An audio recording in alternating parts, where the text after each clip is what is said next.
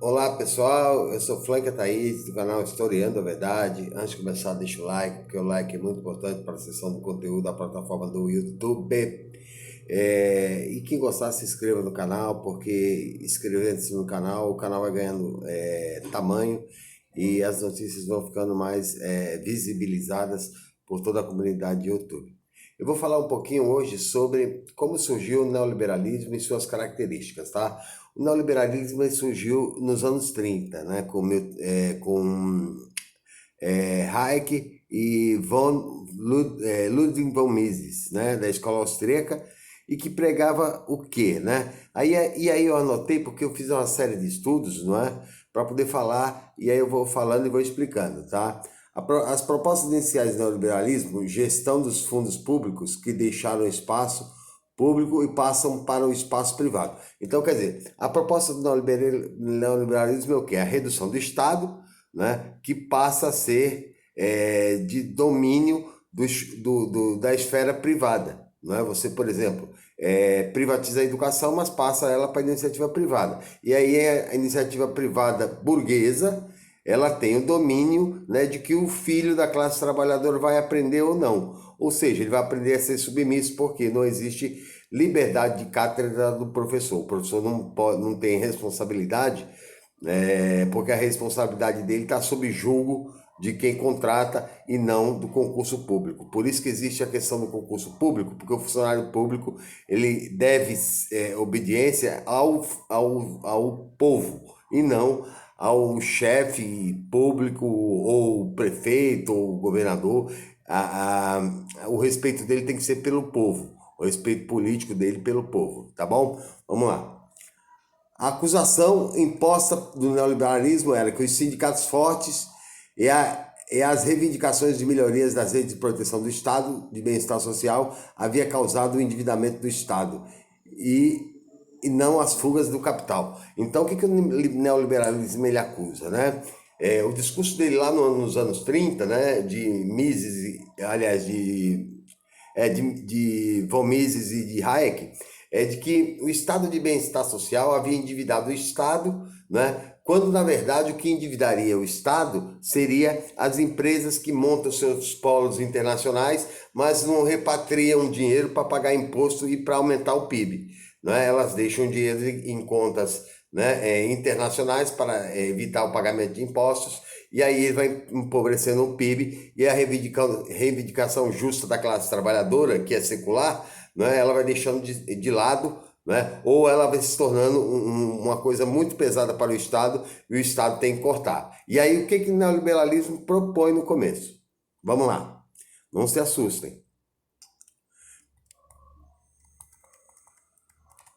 Primeiro, Estado forte para inibir e destruir sindicatos e cortar gastos sociais e investimentos na economia. Então, eles querem um Estado forte para acabar com os sindicatos, não é? Para impor leis muito mais fortes, não é? E principalmente trabalhistas também, para evitar greve, tá? E o fim do investimento de gastos no Estado.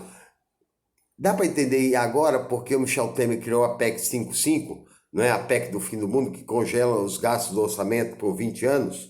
Não é por quê? Porque o Estado não pode gastar, não é, as pessoas que se virem como puder. Então, se houver um aumento populacional, o orçamento vai ser o mesmo até 2038, né? Não muda. Não é porque a PEC limita, é o mesmo gasto, só com a correção da inflação. Se a população cresce, isso é um problema da população. Não vai ter saúde, não vai ter educação suficiente para todos. Vamos lá. A segunda, o Estado que tenha como meta a estabilidade monetária, gastando investimento e principalmente, cortando investimentos e principalmente gastos sociais, mantendo o desemprego em altos níveis. Olha, por que cortar investimentos? Porque a iniciativa privada ela vai investir naquilo que é seguro, não é? Então o Estado tem que sair, né, da proteção, da rede de proteção social, né, do estado de bem-estar social, e entra o neoliberalismo para quê? O neoliberalismo entra para prestar serviços. Então, tudo aquilo que era social, direito social seu, né, saúde, educação, emprego, tudo passa a ser serviços, tá? Então você não tem assistência médica, né, do SUS, você não tem aposentadoria porque é um sistema privado e é muito cruel, você não tem empregabilidade prometida porque nós estamos numa década, né, num século em que o emprego foi precarizado, não é? As pessoas trabalham às vezes 1, 2 dias por semana ou quando trabalham e dificilmente contribuirão 40 anos de previdência social, né? Desempregados de reserva. Marx já dizia isso, né? Não só no Capital, né? Mas nos manuscritos econômicos e filosóficos. Né? Ele vai dizer que a burguesia ela sempre deixa um estoque de trabalhador de reserva. Isso vai acontecer já na Inglaterra, não é? Na lei de cercanias, quando a Inglaterra está no ápice do nascimento da Revolução Industrial, eles vão expulsar pequenos agricultores dos campos, vão fazer cercanias para plantar algodão, para vender para as empresas de manufatura, e esses pequenos agricultores, essas famílias rurais, elas vão todas para perto das fábricas, e aí fica muito mais fácil cooptar a mão de obra mais barata. Né? Então, o liberalismo, o neoliberalismo pensa nisso. Deixa um campo de desempregado grande. Por quê? Porque se esse que está trabalhando não quiser fazer, tem um lá fora, 10 ou 100 lá fora, que farão pelo preço até menor do que o dele.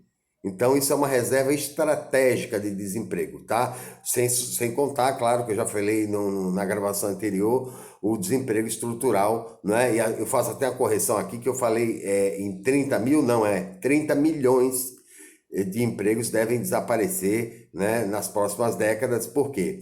Porque a máquina vai tomar conta. O que vai sobrar muito vai ser o emprego de relações humanas, não é? Porque a máquina ainda ela não sabe ela não consegue transmitir as emoções humanas.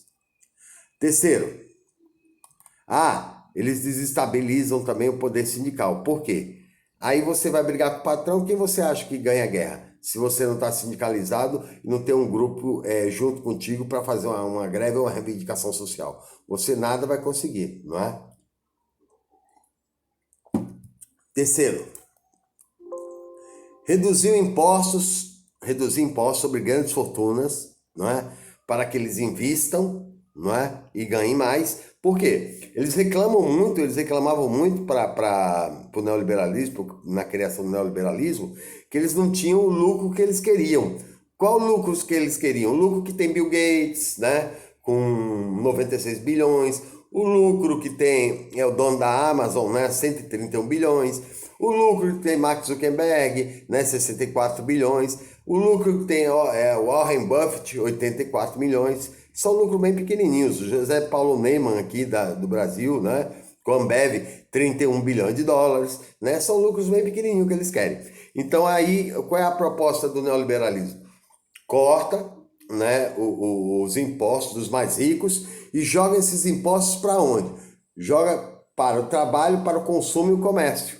E a gente hoje paga isso, né? No trabalho a gente paga imposto de renda, a gente paga o maior imposto do Brasil, é o imposto do consumo, e o imposto do comércio, que é o ISS. Não é? O comércio é a cadeia mais pobre que paga para sustentar o corte no orçamento dos mais ricos. Para se ter uma ideia, um investidor da Bolsa de Valores, multibilionário, né, ele paga de imposto de renda 6,9% de imposto, enquanto um trabalhador que ganha 5 mil no Brasil paga 27,5% de alíquota de imposto de renda. Né? Isso é uma coisa criminosa, mas não houve governo ainda com capacidade de fazer essa revisão dessa carga tributária criminosa e maldita no nosso país.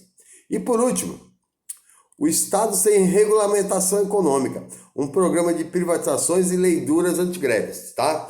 Privatizações é um grande problema, mas o pior é a privatização do social, tá? Tu tira o social, que é um direito seu, por exemplo, a aposentadoria, né, o sistema de saúde, e joga para o direito privado. Porque aí, aos poucos, eles vão corroendo esse sistema, né, e acontece como hoje nos Estados Unidos. Se você não tem plano de saúde, você não é atendido. Se você não paga aposentadoria no Chile, não é, aos 40 anos, como aqui no Brasil vai ser agora, você não se aposenta. Olha o que vai acontecer agora com a reforma da Previdência. Invalidez, quem se aposenta por acidente de trabalho por invalidez de acidente de trabalho, ele ganha 100% do salário. Agora, o cara que tem um câncer, que é uma doença que não é acidente de trabalho, e ele não tiver a contribuição e a idade, ele vai ganhar 60% do valor do salário. Entendeu? Então, né, se ele tiver 20 anos de serviço. Se ele tiver 21, 62, se ele tiver 22, 64 e assim por diante. Então, a perca brusca no momento em que ele mais precisa. É assim que o neoliberalismo trabalha, né? Inclusive, né, comprando a superestrutura dos meios de comunicação para vender a ideia de que isso é necessário, né, e não que isso não seja necessário, né? Porque não é necessário, só os juros da dívida pública no Brasil já cobriria todo o rombo da Previdência Social. Ok, gente? Essa foi a minha participação e até a próxima.